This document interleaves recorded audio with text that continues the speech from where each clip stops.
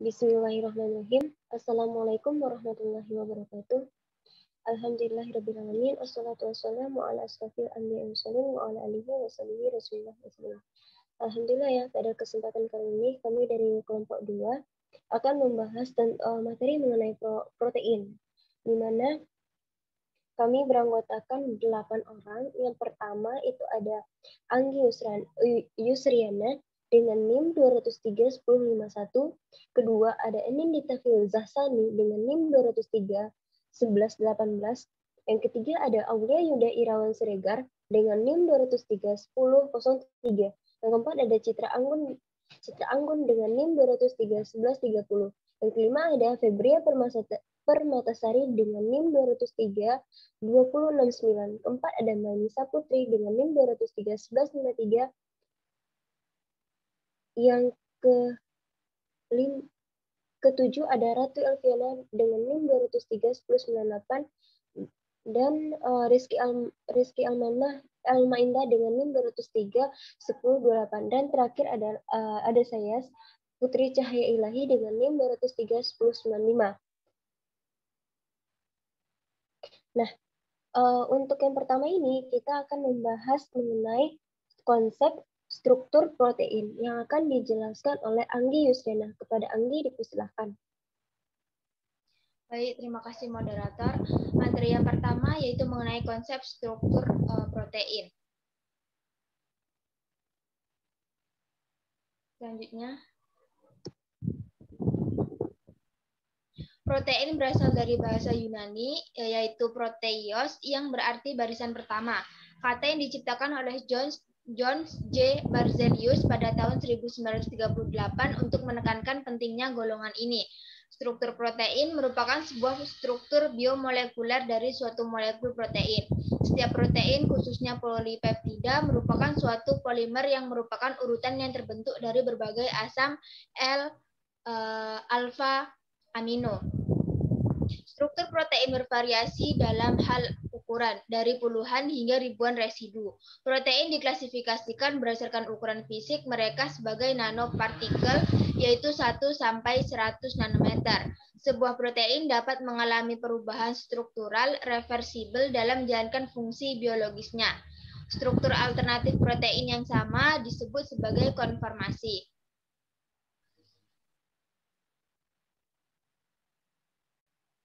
Umumnya, pada protein ditemukan 20 jenis rantai samping yang bervariasi dalam ukuran, bentuk muatan, kapasitas pengikatan hidrogen, dan reaktivitas kimia. Susunan protein pada semua spesies, mulai dari bakteri sampai manusia, dibentuk dari 20 asam amino yang sama dan tidak pernah berubah selama evolusi. Keanekaragaman fungsi yang diperantarai oleh protein dimungkinkan oleh keragaman susunan yang disebut dari 20 jenis asam amino ini sebagai unsur pembangun. Asam amino yang paling sederhana ialah glisin, yang hanya mempunyai satu atom hidrogen sebagai rantai samping. Asam amino berikut adalah alamin, dengan gugus metil sebagai rantai samping. Rantai samping hidrokarbon yang lebih besar yaitu 3 dan 4 karbon yang ditemukan pada valin, leusin, dan isoleusin. Rantai samping alifatik yang lebih besar ini bersifat hidrofobik, menolak air, dan cenderung membentuk kelompok. Sekian dari saya, dikembalikan kepada moderator. Oke, baik. Terima kasih kepada Anggi Yusriana telah menjelaskan materi. Nah, kemudian kita lanjut kepada penggolongan protein yang akan dijelaskan oleh Manisa Putri. Kepada Manisa, kita persilahkan.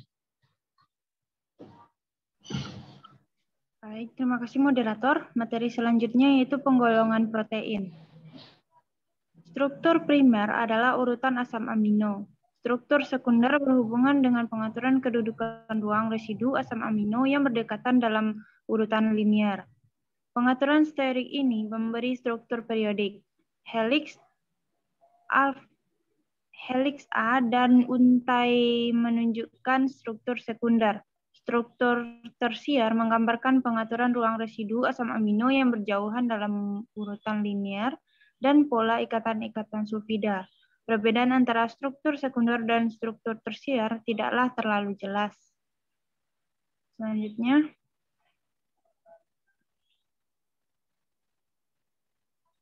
Struktur primer. Friedrich Sanger menentukan urutan asam amino insulin, suatu hormon protein. Urutan asam amino inilah yang kemudian dikenal sebagai struktur primer. Selain itu juga diperlihatkan bahwa insulin terdiri dari hanya asam amino L yang saling berhubungan melalui ikatan peptida antara gugus amino A dan gugus karboksil A. Prestasi ini merangsang peneliti lain untuk mempelajari urutan asam amino berbagai protein. Saat ini telah diketahui urutan asam amino yang lengkap lebih dari 10.000 protein. Fakta yang menyolok menyatakan bahwa tiap protein mempunyai urutan asam amino yang khas dengan urutan yang sangat tepat. Pada protein gugus karboksil A, asam amino terikat pada gugus amino A, asam amino lain dengan ikatan peptida atau disebut juga dengan ikatan amida. Pada pembentukan suatu dipeptida dari dua asam amino terjadi pengeluaran satu molekul air. Keseimbangan reaksi ini adalah ke arah hidrolisis, tidak ada sintesis. Oleh sebab itu, biosintesis ikatan peptida memerlukan energi bebas. Sebaliknya, hidrolisis ikatan peptida secara termodinamika bersifat eksergonik.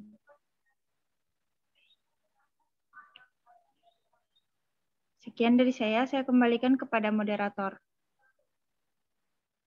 Oke, baik. Terima kasih kepada Maisa.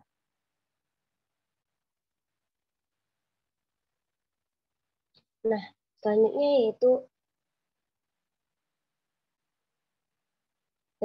yaitu membahas tentang struktur sekunder dari protein yang akan dijelaskan oleh Febria Permatasari. Kepada Febria dipersilahkan. Baiklah, terima kasih moderator. Saya Febria akan melanjutkan materi struktur sekunder. Pada tahun 1951, mereka mengembangkan dua struktur polipeptida yang disebut helix alfa dan lembar berlipat beta. Struktur ini berhubungan dengan pengaturan kedudukan ruang residu asam amino dalam urutan linier. Helix alfa merupakan struktur berbentuk batang. Rantai polipeptida utama yang bergelung membentuk bagian dalam batang dan rantai samping mengarah keluar dari helix. Bentuk helix alfa dimantapkan oleh ikatan hidrogen antara gugus NH dan gugus CO pada rantai utama. Gugus CO setiap asam amino membentuk ikatan hidrogen dengan gugus NH. Asam amino terletak pada 4 residu di depannya pada urutan linier. Berarti semua gugus CO dan gugus NH pada rantai utama membentuk ikatan hidrogen. Struktur helix alfa telah disimpulkan oleh Pauling dan Corey 6 tahun sebelum struktur ini terbukti pada mioglobin dengan pemeriksaan menggunakan sinar X.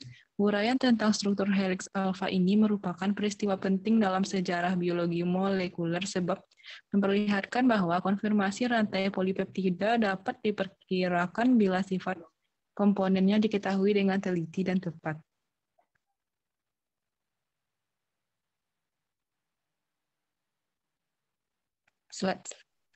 Begini bentuk gambar helix alfa, yang mana pada gambar 2.11 itu struktur utama asam amino, dan pada gambar 2.12 itu menunjukkan gambar pita peptide, dan untuk gambar 2.13 itu menunjukkan gambar struktur berpilin pada helix alfa.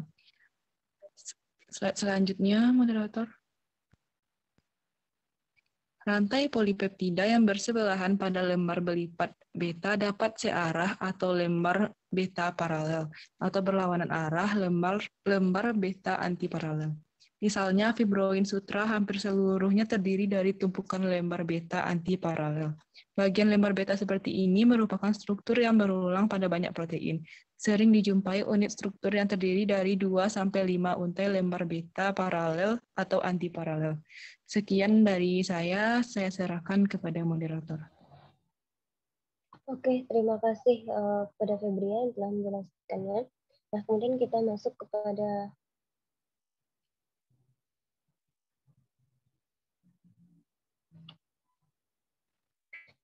struktur tersier protein.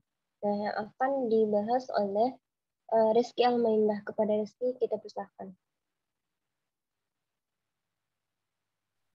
Baik, terima kasih moderator.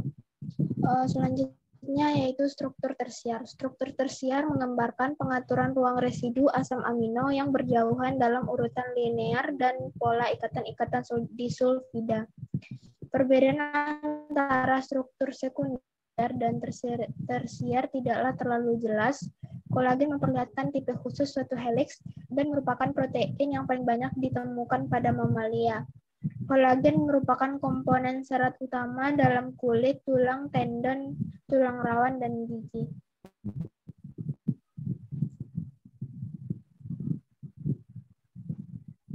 Kemudian selanjutnya yaitu ikatan peptida. Ikatan peptida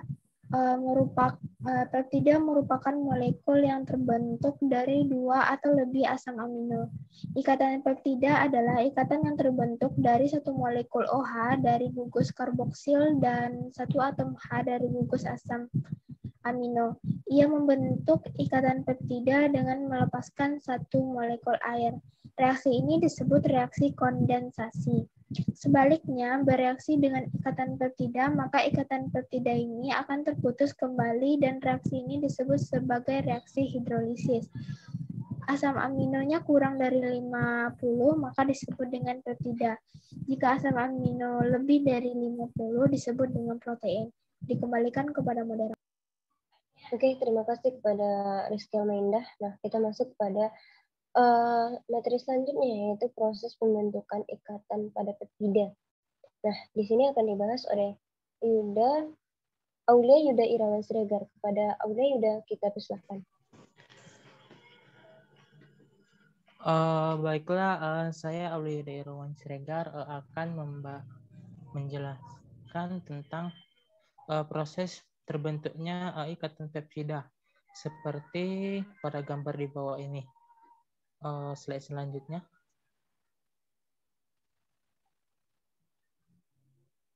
Yang struktur dan penggolongan asam amino. Selanjutnya. Nah, struktur dan asam amino. Yang pertama, satu atom C mengikat 4 gugus, yang dimana terbagi menjadi 4, yaitu NH2 ataupun gugus aminah, COOH atau gugus karboksil, H atau atom hidrogen, dan R atau gugus samping. Selanjutnya.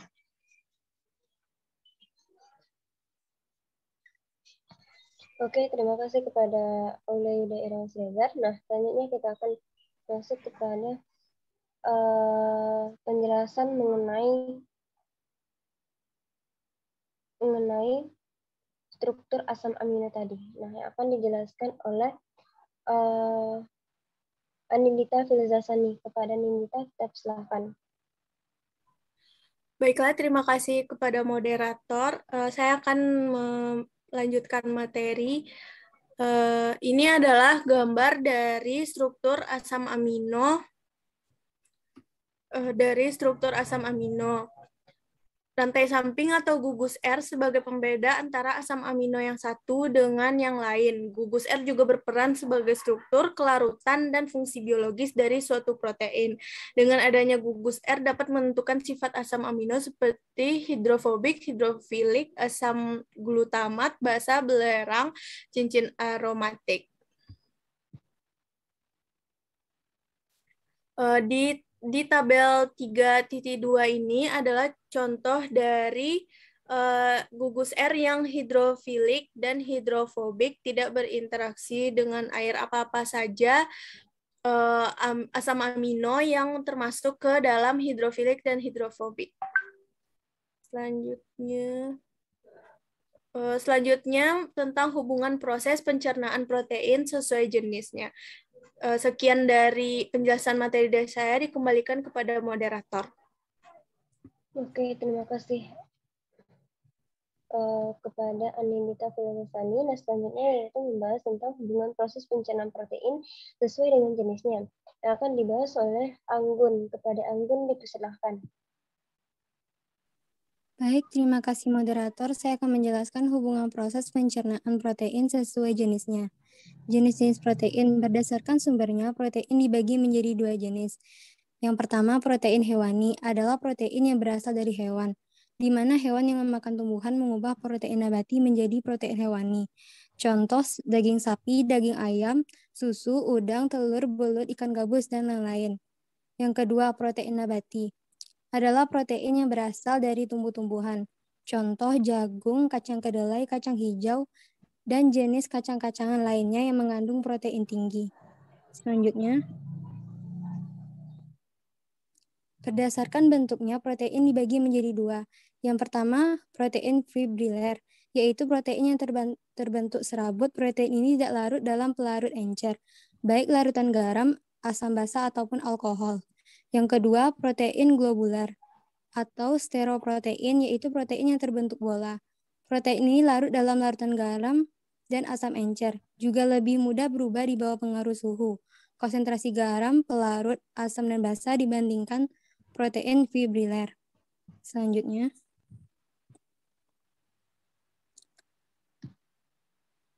sekian saya kembalikan kepada moderator.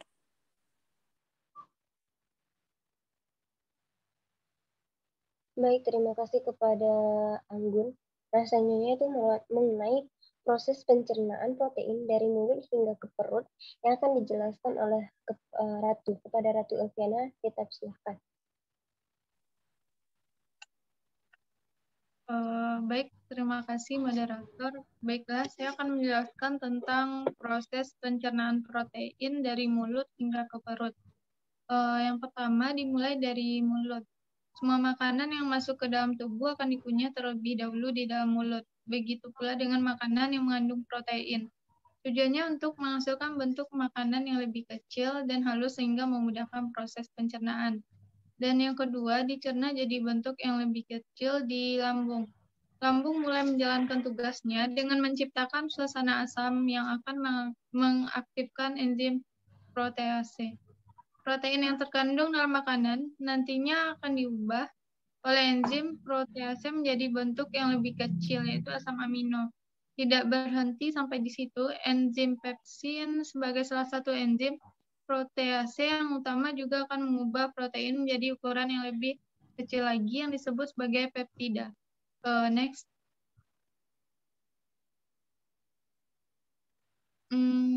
Selanjutnya itu protein diserap di dinding usus halus. Di dinding usus halus terdapat bagian yang disebut dengan pili dan mikrofili yang memudahkan penyerapan asam amino. Setelah itu asam amino akan masuk ke dalam aliran darah bersama nutrisi lainnya yang juga telah diserap oleh usus halus. Aliran darah akan melewati semua sel-sel tubuh dan membagikan asam amino ke bagian yang membutuhkan, termasuk sel otot. Next. Selanjutnya itu protein. Selanjutnya itu proses absorpsi dan transport protein. Next. Absorpsi adalah proses transportasi molekul sederhana melalui epitel intestinum, baik melalui transport pasif ataupun transport aktif.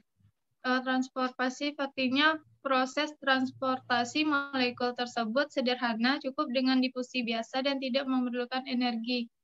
Dan untuk molekul protein, pembawa dan geotransport natrium. Tanpa keberadaan dua molekul tersebut, glukosa tidak dapat masuk ke epitel intestinum. Molekul-molekul yang diserap dengan cara ini adalah glukosa dan asam amino. Next.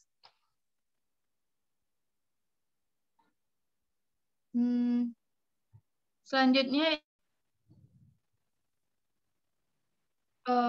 untuk selanjutnya itu satu proses absorpsi nutrien terjadi di intestinum dan tenu yang dilakukan oleh sel-sel epitel kolumnar silindris yang terdapat pada pili. Selain sel absorpsi, di dalam pili ini terdapat pembuluh darah, pembuluh kil atau limfa, dan sel goblet. Dan yang kedua itu sel-sel goblet terselip di antara sel-sel absorpsi. Jumlahnya lebih sedikit dan semakin bertambah pada bagian ileum duodenum. Sel goblet menghasilkan glikoprotein asam yang berfungsi melindungi dan melumasi mukosa pembatas usus halus. Dan yang ketiga itu sel goblet menghasilkan glikoprotein asam yang berfungsi melindungi dan melumasi mukosa pembatas usus halus. Sel goblet menghasilkan glikoprotein asam yang berfungsi melindungi dan melumasi mukosa pembatas usus halus. Next.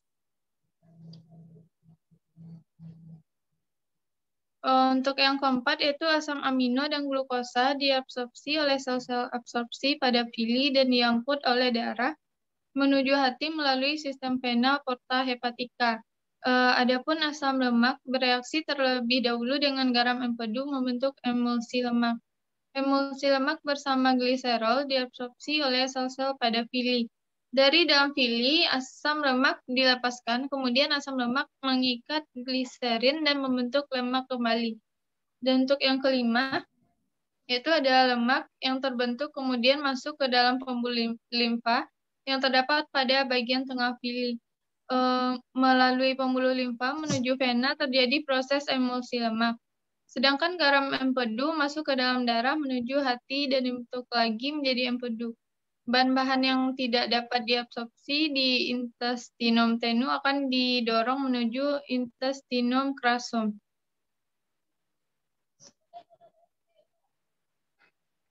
Baik, terima kasih kepada Ratu Alfiana. Nah, demikianlah pembahasan kami dari kelompok 2 mengenai protein. Semoga apa yang kami sampaikan dapat bermanfaat bagi teman-teman semuanya. Jika ada kata yang salah, kami mohon maaf. Kami akhiri dengan billahi taufiq wal hidayah. Wassalamualaikum warahmatullahi wabarakatuh.